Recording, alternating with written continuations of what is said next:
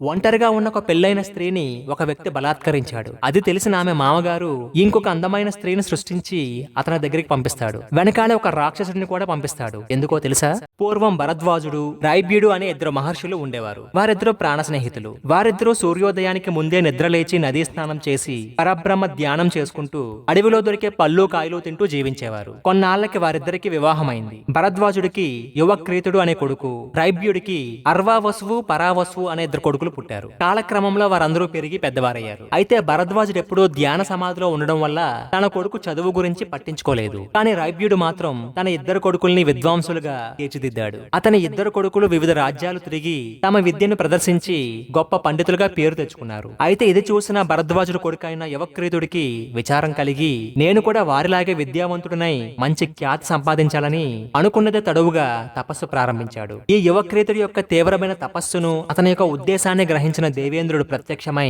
నాయనా, విద్య అనేది గురువు ముఖత అధ్యయనం చేయాలి. అప్పుడు కాని వేదాంగ విజ్ఞానంతో మనసు పరిపక్వం కాదు. నా మాట విని ఈ తపస్సును ఆపివేసి ఒక ఉత్తమ గురువుని ఆశ్రయించి విద్యను నేర్చుకో అని చెప్తాడు. దేవేంద్రుడిచ్చిన సలహా ఆ యువక్రీతుడికి నచ్చలేదు. తన తపస్సును విరమించకుండా చేస్తూనే ఉన్నాడు. అప్పుడు దేవేంద్రుడు వీడికి అర్థమయ్యే రీతిలో చెప్పాలని ఒక ముసలి బ్రాహ్మణ రూపంలో వచ్చి గుప్పెడి ఇసుకను చేత్తో తీసుకొని నదిలో వేస్తూ ఉన్నాడు. అదే సమయానికి నదీ స్థానానికి వచ్చిన యువక్రీతుడు ఆ ముసలి బ్రాహ్మణ్ణి చూసి, ఓయే బ్రాహ్మణుడా, ఏమిటి పని, ఎందుకిలా చేస్తున్నావు అని అడుగుతాడు. అప్పుడు ఆ ముసలి బ్రాహ్మణుడు ఒక నవ్వు నవ్వి, ఈ నదికి అడ్డంగా ఒక గోడ కడుతున్నాను అని చెప్తాడు. అది విన్న యువక్రీతుడు, నువ్వు పిచ్చివాడిలా ఉన్నావు, ఇంత పెద్ద నదికి గుప్పెడి ఇసుకతో గోడ కట్టడం నీ జీవితంలో సాధ్యమేనా అని అడుగుతాడు. అప్పుడు ఆ వృద్ధ బ్రాహ్మణుడు, గురువే లేకుండా విద్యను పొందాలి అని అనుకోవడం కంటే నేను చేసేది అంత పెద్ద అవివేకమైన పని కాదు అని చెప్తాడు. అది విన్న వెంటనే యువక్రీతుడికి వచ్చింది దేవేంద్రుడేనని గ్రహించి ఆయన పాదాలు పట్టుకొని, మీరు ఎలాగైనా వేద విద్యను నాకు అనుగ్రహించి